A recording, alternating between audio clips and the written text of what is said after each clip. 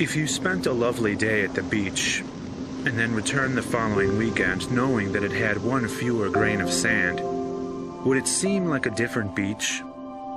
So too would the universe continue in its ways if humanity weren't here to witness it. The universe is absolutely massive, and we are virtually insignificant in it. I've seen no evidence that the rest of the universe cares we exist or is even capable of caring. But I don't really need validation from the rest of the universe to find my own life important. Why are you, and why was I, willing to sacrifice my humanity, sacrifice the sum total of human experience and interaction, the sum total of human knowledge, on the altar of a dream?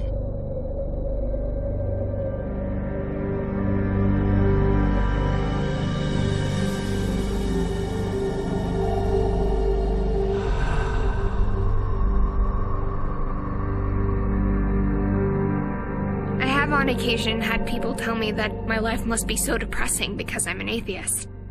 It's doom and gloom, and once you die, it's all over. And it's just absurd to me how many people live for dying in this weird way. I think fragile, fearful humans were terrified of death, and so they wrote their own ending to the story. This happy fantasy, a place where they'll be reunited with people they've lost. They'll experience constant joy. And of course, they'll never, ever die. To me, living for the afterlife, thoughtlessly following a set of what not to do rules which you cannot question, that's basically devaluing your life in favor of worshipping death. And apart from the lack of evidence of a heaven or hell, there is another problem that the concept of an afterlife has. It is to diminish the value that we place on our lives in the here and now. An unlimited supply of anything, including life, means that its existence cannot be appreciated.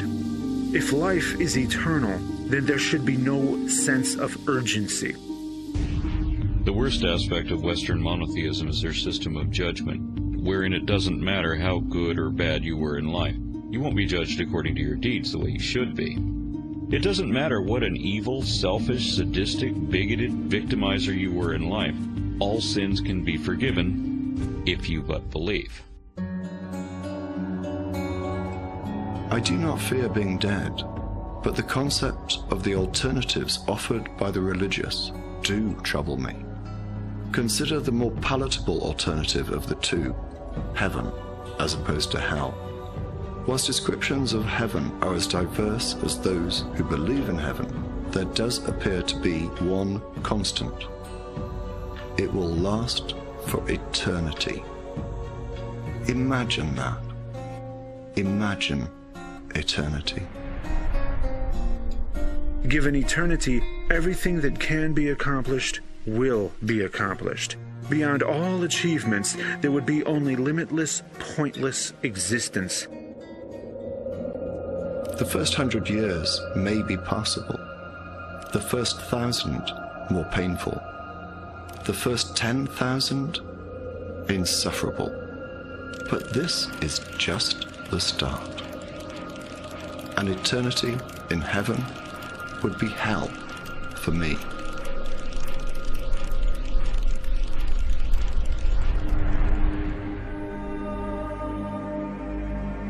When I think about my own death, I used to feel scared, but I don't think I do anymore. I'm not afraid of being dead. After we die, we will not know the truth at that point. We will not know, wish, think, remember, dream, anything. When we look at what a human being is, what their identity is, that I am this collection of my memories, my hopes, my dreams, my desires, my consciousness exists as a product of the brain that is in this body. That ends at death. I don't find this sad or tragic either. I don't really welcome death, but I don't live in fear of the end. and I've come to see it as just another part of the natural world.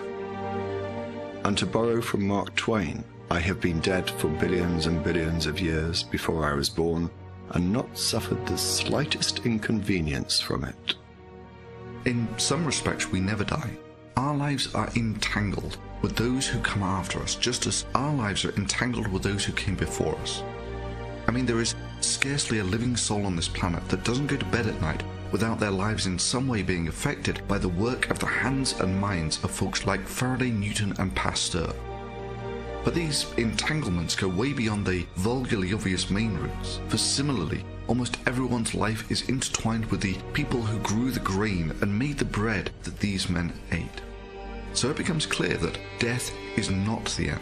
We are intertwined with both lesser and greater themes. Just because there is no grand scheme that it plays into doesn't mean that there's not something beautiful about what's going on here. Ironically enough, the only part of me that is, for all intents and purposes, immortal is my material body. Because after I die, and after our sun dies, and after the planetary nebula it leaves behind fades away, every atom of me will be recycled back into the universe, ultimately becoming part of other planets and stars. We are all originally stardust, literally, and we will be stardust again and forever. Even though a cell might not last forever, the role it played in the life of the larger organism was important, and that is how I see myself, as a part of something bigger. I have everything to live for. I don't want people to mourn over my death. If anything, I want them to celebrate my life, to celebrate what I have accomplished. I for one think that your life becomes more meaningful when your beliefs are based in reality. Knowing that this life is the only one I have makes me a lot more conscious of my actions. Makes me want to do something with this short life I have. Make some improvement in the world, however small it may be. There's too much to learn, there's too much to see, there's too much to know, there's too much to experience. I'm not just going to exist. I'm going to live. For the beauty that cannot be seen, for the honor of those whose shoulders we stand on, for the hope of those we aspire to become, and for the inspiration of those who will surpass our achievements. Life is a precious, brief, fragile, amazing thing. And instead of being so fixated on living after death, I want to truly live before it.